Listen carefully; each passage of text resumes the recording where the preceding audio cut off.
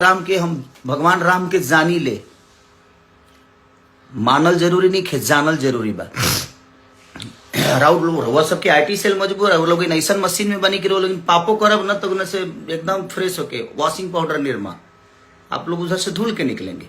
क्योंकि आप लोगों के भी चरित्र के बारे में ये पूरी दुनिया जानती है, मेरी चरित्र के बारे में भी ये पूरी दुनिया जानती है कि कौन कितना चरित्रवान है।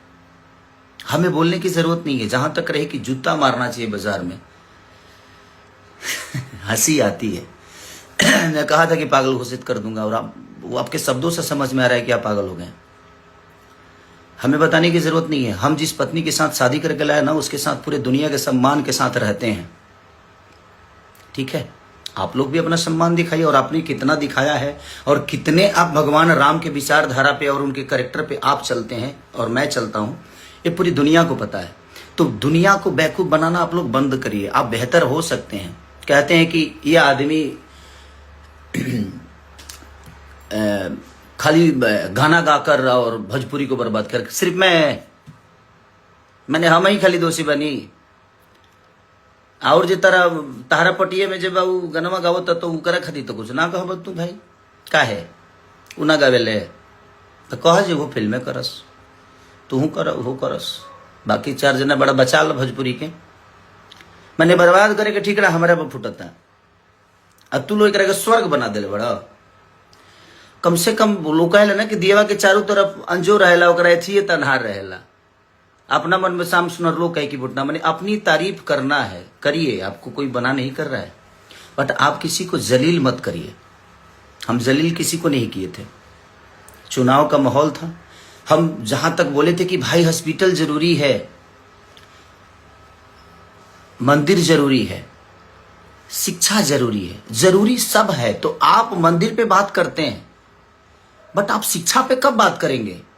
आप बोल रहे हैं कि हमने बोला था सब कि भाई मंदिर में पढ़ के हम विद्वान तो नहीं थी, हम मास्टर तो बन नहीं जाएंगे। वो सही बात है, मंदिर में इंसान मास्टर नहीं बनता है, मंदिर में इंसान भक्त बन सकता है, भगवान से जुड़ सकता है, वो आस्था के विषय है। लेकिन स्कूल में इंसान कदो हमारे गाना सुन के केहू मास्टर बन जी ना, वो इंजॉय है, ओकरा से इंजॉय कल जा सकता, हमारा सिनेमा से इंजॉय कल जा सकता, संगीत से इंजॉय कल जा सकता, हर चीज के अलग विधा बा। रिश्ता के अलग होला, केहू बाप होला तो केहू बेटा होला, केहू बेटा होला वो कहियो बाप होला, तो हर चीज की एगो चीज बनावल गई बा ना। और जहां तक रही सवाल भाई, आजकल तो कुछ लोग संविधान को मानते हैं। हमारे बड़े भाई चिराग पासवान जी के समाज के लोग, वो किसी भगवान को नहीं मानते, वो तो संविधान को मानते। तो क्या उनको देश से निकाल दिया जाए? वो इंसान नहीं है?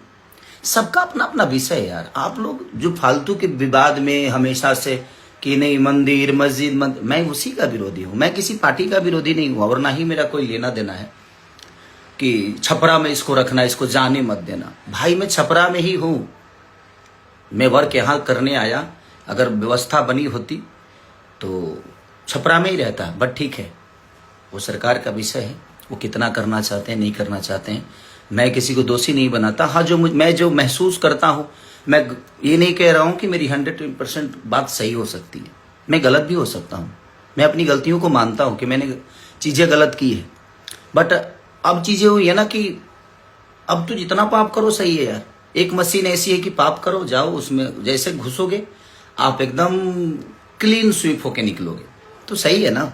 आप लोगों ने पाप बहुत किया और पाप मैं जानता हूं। बोलना शुरू कर दूं तो मैं नंगा कर दूंगा, बट नहीं। आपकी कही हुई चुनाव की बात मैंने दुनिया स्टेज पे बोला और आपके लोगों ने उसको आपका नाम हटाकर और मुझे बदनाम कर दिया कि मैं ब्रह्मा की लकीर को मिटा रहा हूं भाई।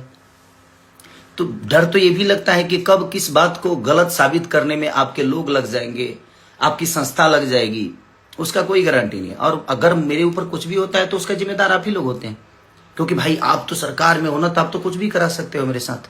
बट कोई बात नहीं, मुझे भी यहां नहीं रहना है। ना हम अपने जन्म का लड्डू खा सकते हैं और ना ही मरने का खीर। और हम जिसका जन्म का लड्डू खाते हैं ना, हमारे मरने का खीर खाता है। तो किसी को लेकर यहां से कुछ जाना नहीं है। और सच पूछिए तो समय सबको जवाब देता है। हमें, आपको, इस पूरी दुनिया को, चाहे वो बहुत बड़े से बड़े नेता हो, बड़े से बड़े अभिनेता हो, सबका हश्र एक दिन समझ में, दुनिया का अंत देखिए। जिसका शुरुआत खराब होना उसका अंत सही होता है, और शुरुआत सही होना उसका अंत बहुत बुरा होता है। और वही आप लोग के साथ होगा एक दिन, क्योंकि आप लोगों ने बेमतलब के गलत साबित किया मुझे। जबकि आप अपने दिल से पूछिएगा, अगर आपको ज्यादा ही मंदिर चाहिए तो आप अपने बच्चों को मंदिर में काहे नहीं भेजते हैं भाई? काहे बढ़िया बेहतर स्कूल में पढ़ा रहे हैं? मत पढ़ाइए। तो आपके बच्चों के लिए बेहतर स्कूल चाहिए, आपके बच्चों के लिए बेहतर इलाज के लिए आपके पास सक्षम है, आप पैसा है, सब कुछ है, आप तो करा सकते हो। बट जिनके पास नहीं है, आज सरकारी स्कूलों की हालत जाकर देख लीजिए, उसमें पेंट तक नहीं होता है। और उसी सरकारी अस्पताल में आज भी वोटिंग उसी वहीं पे होती है।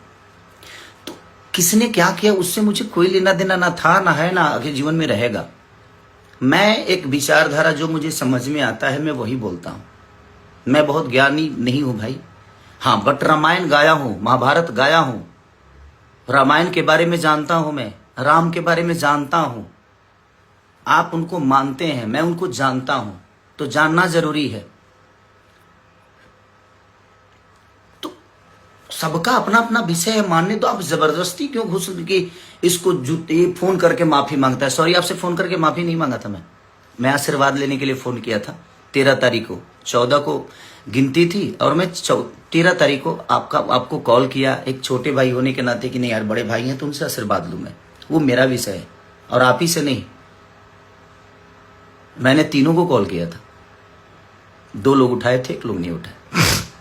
और मैंने आशीर्वाद लेने के लिए, माफी मांगने के लिए सॉरी कॉल नहीं किया था, क्योंकि मैं कोई गुनाह नहीं किया था कि मैं आपसे माफी मांगू, और आप उस लायक हैं भी नहीं कि आपसे माफी मांगा जाए। अब सभा में पैर छूने पे भी दिक्कत है आप लोगों की। कौन ठीक है भाई? आपके वीडियो कैमरा वाला आएगा तुरंत की देखो कि सारी माफी मांग रहा है। अब तो दूर से ही प्रणाम करना सही है भाई। आप उस लायक है नहीं, आपके शब्दों में सम्मान नहीं है। छोटों के लिए सम्मान क्या होनी चाहिए आपके अंदर नहीं है। तो आप जब तक आप सम्मान किसी का नहीं कर सकते तो आप उसे सम्मान मत ढूंढिए, आप मत ढूंढिए। मैं कहाँ गलत बोला था? राम एक पत्नी के लिए लंका चले गए, रावण से लड़े गए, इतने बड़े विद्वान से लड़ गए।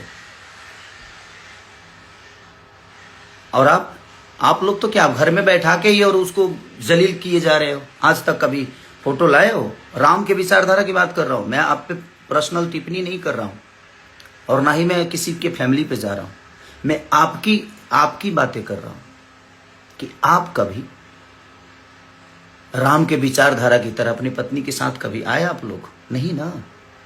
तो फिर आप जो, और एक आदमी है जो अपने आज 20 साल से एक पत्नी के साथ एक गृह जिंदगी जी रहा है, राम के विचारधारा पे जी रहा है, उसको आप कहते हैं कि यदुमुल्ला है।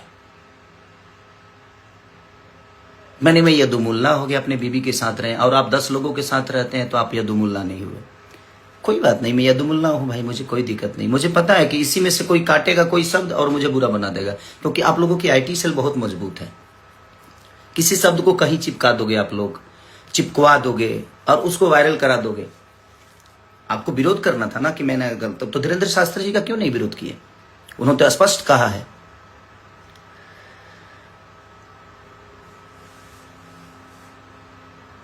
तो वहां पे नहीं कह सकते कि बहुत अस्पताल में मंदिर है, लेकिन मंदिर में अस्पताल भव्य होना चाहिए। तो उनका विरोध क्यों नहीं? प्रेमानंद महाराज जी का विरोध क्यों नहीं किए भाई? आप तो बहुत ज्ञानी पुरुष हैं। आप पूरे यादव समाज को यदुमुल्ला बना दिए कि जो अगर आप माने जो दूसरे पार्टी में जाता है वो सनातनी नहीं होता है ना। और आपके पार्टी में अगर कोई आ गया तो वो संत हो जाता है, सनातनी हो जाता है। ये कहां का नियम है भाई? आप डिसाइड करोगे, आप सर्टिफिकेट दोगे मुझे कि मैं सनातनी हूं कि नहीं हूं। आप होते कौन हो सर्टिफिकेट देने वाले? रामायण के 4 चौपाई आपको याद नहीं होगी, 4 चौपाई याद नहीं होगी।